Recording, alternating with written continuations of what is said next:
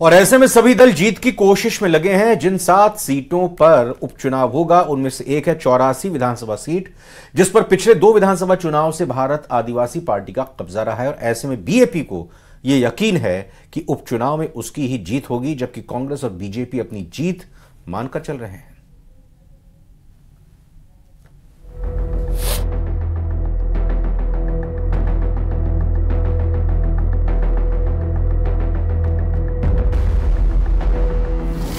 जीत की हैट्रिक लगाएगी BAP. Congress BJP भेद पाएंगे बीएपी का किला। कौन बनेगा 84 का शहंशाह? जब तक उपचुनाव के नतीजे नहीं आ जाते हैं तब तक तमाम दल 84 सीट पर जीत का दावा करते रहेंगे। लेकिन साल 2023 के विधानसभा चुनाव में 3 सीट जीतने वाली भारत आदिवासी पार्टी इस सीट पर काफी मजबूत रही है। राजकुमार रोध के सांसद बनने के बाद खाली हुई इस सीट पर जहां बीएपी फिर से जीत की तैयारी कर रही है, तो वहीं कांग्रेस और बीजेपी राजकुमार रोध के किले को भेदने की कोशिश में लगी हैं। हालांकि पिछले 2 विधानसभा चुनाव में 84 सीट पर बीएसपी का कब्जा रहा है। बात बीएपी की करें तो इस सीट पर हैट्रिक के लिए उसने खास रणनीति बनाई है। ये साफ है कि 2023 के विधानसभा और 2024 के लोकसभा चुनाव के बाद आदिवासी इलाके में भारत आदिवासी पार्टी का जनाधार तेजी से बढ़ा है। खासकर आदिवासी वर्ग का युवा बड़े पैमाने पर बीएपी से जुड़ा है। उपचुनाव में बीएपी सिलेक्शन प्रणाली के जरिए प्रत्याशी का चयन कर रही है, जिसके लिए 3 दावेदारों का एक पैनल बनाया गया है, जिसमें झोथरी ब्लॉक से पोपट खोखरिया, चिखली से अनिल और सीमलवाड़ा ब्लॉक से दिनेश का नाम शामिल है। इन तीनों में से बीएपी एक दावेदार को अपना प्रत्याशी बनाएगी। प्रत्याशी की घोषणा जब तक हमारे राष्ट्रीय कार्यकारिणी और हमारी कोर कमेटी तय करेगी, और अभी तक की जो सिचुएशन है, हालांकि हमारी कोर कमेटी और राष्ट्रीय कार्यकारिणी तय करेगी, लेकिन संभवत है कि वो हम लोग स्वतंत्र ही चुनाव लड़ेंगे। आदिवासियों के मुद्दे पर राजनीति करने वाली बीएपी ने उपचुनाव में अकेले चुनाव लड़ने का ऐलान किया है। हालांकि लोकसभा चुनाव में बीएपी का कांग्रेस के साथ गठबंधन रहा था।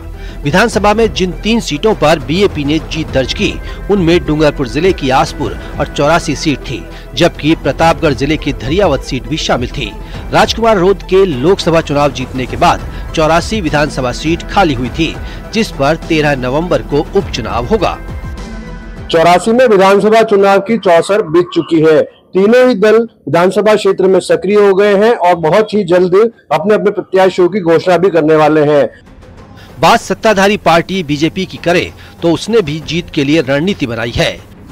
84 सीट पर खोए जनाधार को वापस पाने की कोशिश की जा रही है। बीजेपी ने सदस्यता अभियान के तहत 84 सीट पर अब तक सिर्फ 6000 कार्यकर्ता जोड़ पाए हैं। ऐसे में राह उतनी आसान नहीं है। हालांकि बीजेपी पूरी ताकत लगाने के मूड में है, जिसके लिए मुख्यमंत्री समेत बीजेपी के दिग्गज नेता विधानसभा क्षेत्र के कार्यकर्ताओं के साथ जीत पर मंथन कर चुके हैं। संगठन भी मुस्तैदी के साथ लगा हुआ है।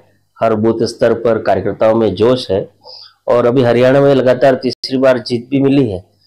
और आम जन भी समझ चुका है कि पिछले 2 बार में जो 84 क्षेत्र में कमल का फूल नहीं खिला, तो 84 का विकास है वो ठप के बराबर हो चुका है। इसलिए जनता ने मानस बनाए हैं कि भारतीय जनता पार्टी कमल के फूल को इस बार 84 से जिता के भेजें और 84 का जो रुका हुआ विकास है वो आगे बढ़ पाए। 84 विधानसभा सीट पर कांग्रेस को भी कड़ी मेहनत करनी होगी, क्योंकि विधानसभा चुनाव में कांग्रेस प्रत्याशी की जमानत जब्त हो गई थी। लोकसभा चुनाव में भी कांग्रेस ने बीएपी को समर्थन दे दिया था, जिसके चलते 84 में कांग्रेस का वोट बैंक और टूट गया है। हालांकि उपचुनाव में गठबंधन का फैसला आलाकमान पर छोड़ा गया है। हालांकि जानकारों की माने तो स्थानीय नेता गठबंधन के पक्ष में नहीं है। अब जनता ने ठान ली है कि कांग्रेस के सिवाय हमारा कोई विकल्प नहीं है, तो जनता का मानस, युवक जो भटक गए थे उनका मानस भी कांग्रेस के प्रति है। इसलिए हम पूर्णतया जिसको भी हाईकमान टिकट दे, हम पूर्णतया चुनाव के लिए तैयार हैं। जो भी स्थिति होगी वो जनता के बीच में जाएंगे और जनता माई बाप है, वो अपना निर्णय करेगी।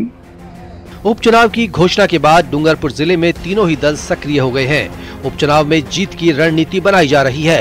पिछले चुनावों को देखें तो पलड़ा फिलहाल बीएपी का ही भारी लग रहा है। फिलहाल तीनों दल अपनी अपनी जीत का दावा कर रहे हैं, लेकिन जनता जीत का ताज किसे पहनाएगी ये तो आने वाला वक्त ही बताएगा। जयेश पवार, न्यूज़ 18 राजस्थान, डूंगरपुर। बाड़मेर की